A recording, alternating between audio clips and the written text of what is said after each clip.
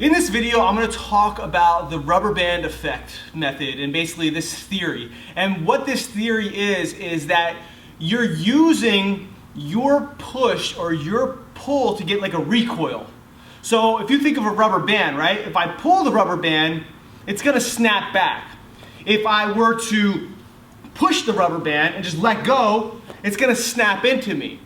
So that's what this theory is. I'm going to push my opponent, or I'm going to pull my opponent, and then they're going to push or snap back into me, or vice versa, or snap away from me, and I'm going to take advantage of the rubber band effect that they're giving me. Basically, I'm taking advantage of the momentum that they're giving me. Now this applies in tons of sweeps.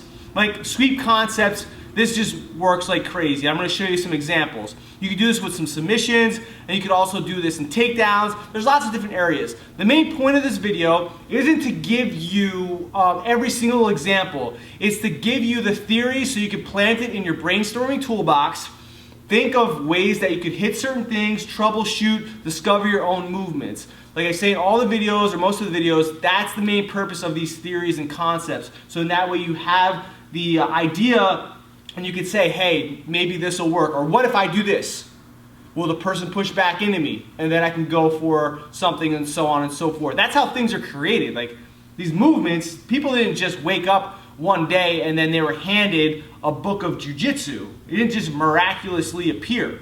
People had to brainstorm and think of ideas and theories and concepts like this to make things happen. So let's go over some examples. One sweep that I like to do here is, I'm here, I have the closed guard, I grab his pants here, so I'll get a better grip on him. I put my foot on his hip, and I push him this way. Now it's very common for the person to try to square back up and push back into you. So as soon as he gives me that rubber band effect, I use it against him, and then I get the sweep on him. Another situation here is, let's say I'm going for the Shaolin sweep from half guard. I come here, right? I have my position. I'm grabbing his pants. I come here, like I'm trying to sweep him. He comes back into me. I use this to create momentum and a rubber band effect, so then that way I can now go for my sweep. Let's say we have another one. Now this time, instead of pushing him to get a push back, I'm gonna pull him to get a pull back.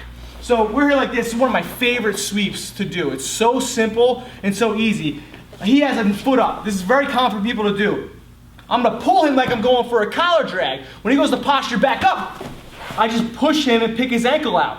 What I did was I used his pullback, his rubber band effect, to make him get swept that way. I probably wasn't even trying to do a legit collar drag. All I wanted to do was pull him forward, get a reaction, and then punch him back. That's our rubber band effect. We also have where we're here like this, right?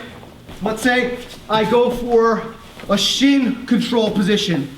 Now this one's a little bit more subtle. I'm gonna pull him hard. What's happening is I'm pulling him and trying to get that rubber band effect that way. A lot of people are gonna try to pull their arm back because they feel discomfort and pain in the crook of their elbow and in their bicep. So when I'm here like this, they start pulling, then I clear out and go for a triangle.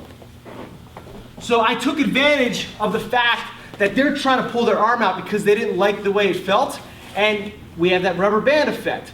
His arm goes back, I clear his arm out, and then I go for the submission. Now we also have situations where we go from the feet.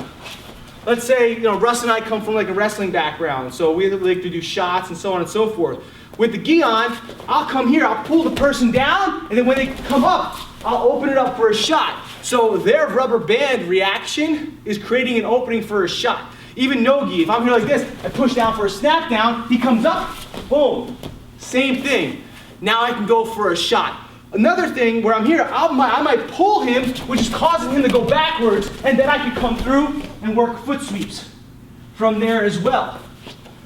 So that was a different situation. Instead of pulling him down and trying to make him bounce back up, I pulled him towards me to make him bounce backwards, which essentially messes up his base, and I can go for easier foot sweeps, I can go for ankle picks, and so on and so forth. So this is a highly suggested concept that you focus on. If something's not working, especially if it's, let's say you learned something similar to this, and you're like, wait a second, that's not working. Maybe it's because you're not creating a rubber band effect. Maybe because you're not using your opponent's pushback to basically help you.